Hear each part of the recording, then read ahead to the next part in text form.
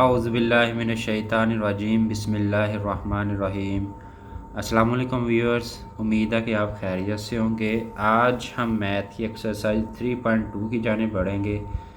इसका question number 1 पहले लिख लेते हैं। तो ये कुछ वैल्यूज़ हमें गिवन है, यानी कि यूनिवर्सल सेट है। यू से मुराद यूनिवर्सल सेट होता है, वो मल्टीपल ऑफ 2 है और 30 से, यानी कि 0 से शुरू होकर 30 तक है, यानी 30 भी मौजूद है और 30 से छोटा भी है। तो ये एक सेट है। इसी तरह ए का सेट गिवन है, बी का सेट गिवन है। तो इसको मज़ीद क्या करना है, हम पहले पार्ट की जानिब बढ़ते हैं कि पार्ट में हमें क्या चीज़ पूछी गई है। पार्ट नंबर 1 की जानिब बढ़ते हैं। तो पार्ट नंबर 1 में जो हमें पूछा गया है वो है list all elements of set A and B. All elements of set A and B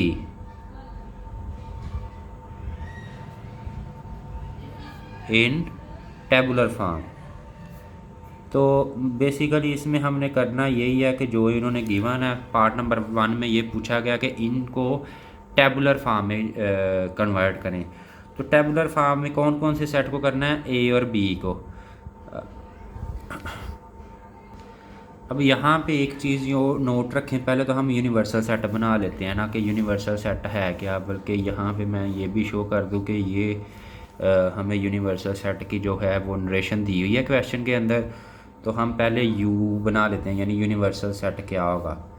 तो यूनिवर्सल सेट हमें गिवन है जैसा कि 2 मल्टीपल ऑफ 2 है, यानी 2 के टेबल है, यानी 2 पहला एलिमेंट है, दूसरा 4 है, 2 2s are 4, 2 3s are 6, 2 4s are 8, 2 5s are 10। ये इसी तरह चलता जाएगा और ये कहाँ तक जाएगा, 30 तक, यानी ये 30 तक जाएगा। तो आगे हम इसको 12, यानी जहाँ तक मर्ज़ी लिख के आगे इसको 30 लिख देंगे। तो ये इसका तरीक़ाकार है। यू का सेट हमने बना लिया। इसके बाद हम बनाएंगे ए का सेट क्या बनता है।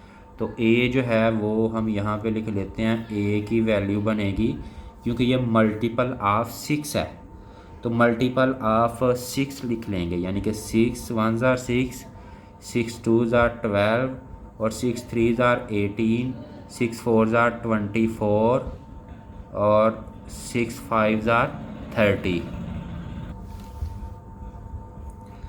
तो व्यूअर्स ये 30 पे ही हम क्लोज़ कर लेंगे। उसकी वजह यह है कि हमारा जो यूनिवर्सल सेट है वो 30 तक है, तो इसके अंदर ही ये दोनों सेट जो हैं ए और बी इसके अंदर ही आएंगे, तो यहाँ तक ही हम कंसीडर करेंगे।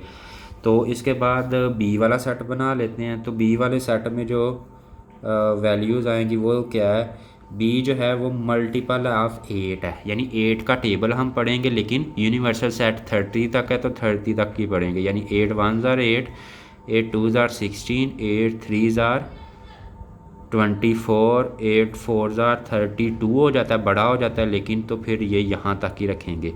तो ये इसको टेबुलर फॉर्म में कन्वर्ट करने का तरीका होता है, जो कि हमने पीछे भी किया हुआ है। तो हमने इस क्वेश्चन में इसको टेबुलर फॉर्म में कन्वर्ट कर दिया है।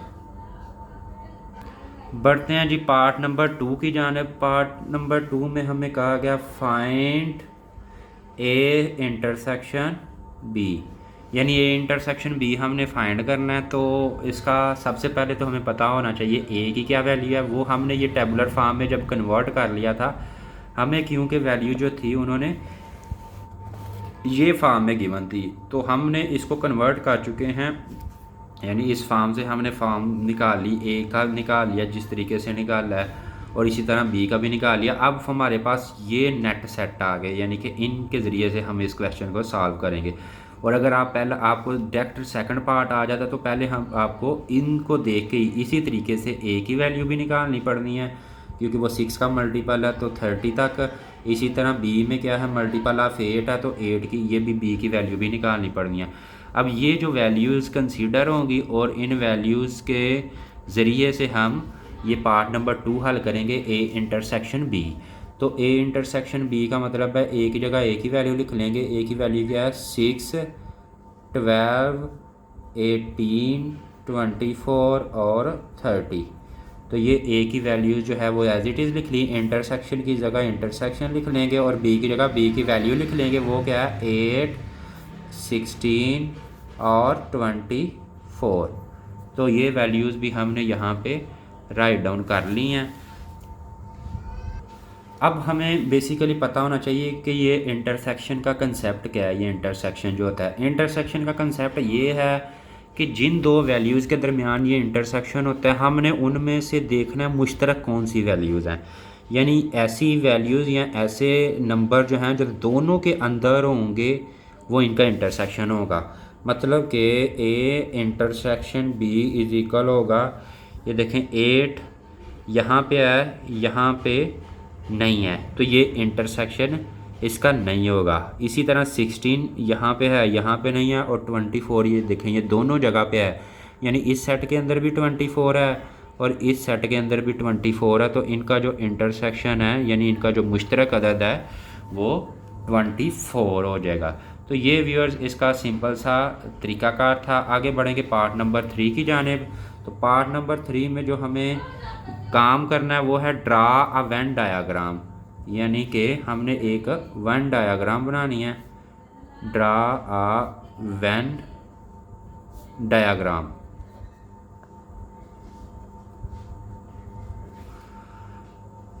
अब जो हमने तीनों सेट निकाले थे, यूनिवर्सल सेट और ए का सेट और बी का सेट, मैं वो यहाँ पे दोबारा राइट डाउन कर रहा हूँ। तो यूनिवर्सल सेट था 2, 4, 6, 8 और इसी तरह चलता जा रहा था 30 तक। और इसी तरह ए का जो सेट था वो था 6 का मल्टीपल था, यानी 6 और इसके बाद 12, 6 2 बार 12, 6 3 ज़ार 18, 6 4 ज़ार 24, 6 5 ज़ार 30। तो ये इसका सेट था। और बी का जो सेट था ये 8 का मल्टीपल था, यानी 8 1 ज़ार 8, 8 2 ज़ार 16, 8 3 ज़ार 24। तो ये तीनों सेट जो थे जो हमने टेबुलर फॉर्म में कन्वर्ट किए थे, ये मैं दोबारा यहाँ पे राइट डाउन कर रहा हूँ। तो इसकी मदद से हमने वेन डायाग्राम बनानी है। तो वेन डायाग्राम असल में एक पिक्चोरियल तरीक़ाकार होता है। तो वेन डायाग्राम बनानी है, उसमें हमने जो देख लेते हैं कि जी इसकी यहाँ पे मैं बनाता हूँ इसकी वेन डायाग्राम। तो ये यहाँ पे हम ड्रा करेंगे।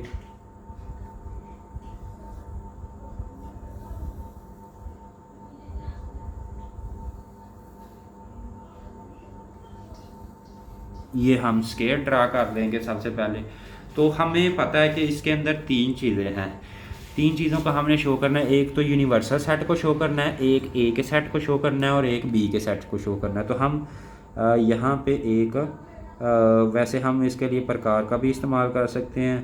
तो मैं रफ सा बना रहा हूँ। ये आ गया हमारा ए शो हो गया और ये हमारा बी शो हो गया। तो ये हमने इसके अंदर दोनों चीज़ें बना ली। अब ये सेट को हम कंसीडर कर लेंगे ए है और इसको कंसीडर कर लेंगे बी है, और ये यूनिवर्सल, यानी यूनिवर्सल होता है ओवरऑल सारा सेट मुकम्मल। अब वेन डायग्राम को लिखते वक्त यानी इसको बनाते वक्त हमने सबसे पहले देखना है कि वो कौन से अदाद हैं जो ए में भी नहीं है, बी में भी नहीं है, लेकिन यू में हैं। तो कुछ ऐसे अदाद भी हैं जो ए में भी नहीं है, बी में भी नहीं है, लेकिन यू में हैं। वो कौन से हैं? क्योंकि यू जो है यूनिवर्सल सेट जो है वो 2 से लेके 30 तक सारे अदाद हैं, 2, 4, 6, 8, 10 वगैरह वगैरह। और ए में सिर्फ 6 का टेबल है और बी में सिर्फ 8 का टेबल है। तो हम देखेंगे कि 2 जो है वो दोनों में मौजूद नहीं है। तो सबसे पहले तो हम 2 लिख लेते हैं सपोज़ यूनिवर्सल सेट में, क्योंकि ये ए और बी के अंदर नहीं है। इसी तरह 4 भी दोनों के अंदर नहीं है, तो हम यहाँ पे 4 भी लिख लेंगे। इसी तरह हम आगे देखेंगे 6। तो 6 जो है वो देखें, यानी 2 और 4 के बाद क्या आता है 6। तो 6 जो है वो ए में भी है, यूनिवर्सल में तो ये भी आ रहा है, ये भी आ रहा है, ये सारा कुछ यूनिवर्सल के अंदर ही है। लेकिन 6 एक ऐसा अदद है जो यूनिवर्सल में भी है, ए में भी है। तो हम 6 को ए के अंदर लिख लेंगे, तो यूनिवर्सल में तो वो ऑटोमेटिक चला जाएगा। तो हम यहाँ पे 6 लिख लेते हैं, ये ए में आ गया। अब ए में ये 6 है और यूनिवर्सल में ये ऑटोमेटिकली आ जाता है, क्योंकि ये सारा जो सेट है मुकम्मल ये यूनिवर्सल सेट के अंदर ही आ रहा है, ए बी और बी भी। तो 6 जो है वो यूनिवर्सल के अंदर भी आ गया और ए के अंदर भी आ गया। ठीक है, यहाँ पे भी ये यूनिवर्सल सेट में भी है और ए के सेट में भी है। इसी तरह 6 के बाद आता है 8। अब 8 का हम देख रहे हैं कि जो 8 जो है ये, क्योंकि यूनिवर्सल में तो सारे ही हैं और 8 जो है ये बी में भी है, यहाँ पे ए में नहीं है क्योंकि 6 के बाद 12 आ जाता है, तो 8 जो है वो बी में है और यू में है। तो 8 को हम लिख लेंगे बी वाले सेट के अंदर। तो यहाँ पे हमने 8 लिख लिया। आगे बढ़ते हैं, 8 के बाद आ जाता है 10। तो 10 को हम देखेंगे कौन कौन से सेट में आएगा। 10 यूनिवर्सल में तो है ही, ए में नहीं है क्योंकि 6 के बाद 12 आ जाता है और बी में भी नहीं है क्योंकि 8 के बाद 16 आ जाता है। तो 10 जो है वो दोनों में नहीं है, सिर्फ यूनिवर्सल है, तो 10 को हम बाहर ही लिख लेते हैं। उसके बाद आ जाता है 12। तो 12 ए यू में तो है, ए में भी है, बी में नहीं है, तो हम 12 जो है वो यहाँ पे लिख लेते हैं, यानी कि ए के अंदर, क्योंकि 12 जो है वो ए के अंदर भी है और यूनिवर्सल के तो अंदर ऑटोमेटिकली ये आ गया। 12 के बाद 14 है, तो 14 जो है वो यूनिवर्सल में तो है, ए में भी नहीं है और बी में भी नहीं है। तो अब 14 जो है इसको भी हम यानी कि बाहर ही लिख लें, कहीं पे भी लिख लेते हैं, यहाँ पे लिख लेते हैं, स्पेस है। अब इसके बाद चलेंगे 16 की जानब। तो 16 यूनिवर्सल में तो है और बी में भी है, यहाँ पे देख लेते हैं है या नहीं। तो यहाँ पे नहीं है 16 क्योंकि 6 के टेबल में 16 नहीं आता, तो ये बी के अंदर 16 आ रहा है, हम यहाँ पे बी के अंदर लिख लेते हैं क्योंकि यूनिवर्सल में ये ऑटोमेटिकली आ जाएगा। इसके बाद चलते हैं, 16 के बाद आ जाता है 18। तो 18 जो है वो ए में है, तो यूनिवर्सल में भी है, ए में भी है और बी में नहीं है, तो ये वो जगह जहाँ ए यूनिवर्सल में भी है और ए में भी है, यहाँ पे 18 लिख लिया। और इसके बाद 18 के बाद आ जाता है 20।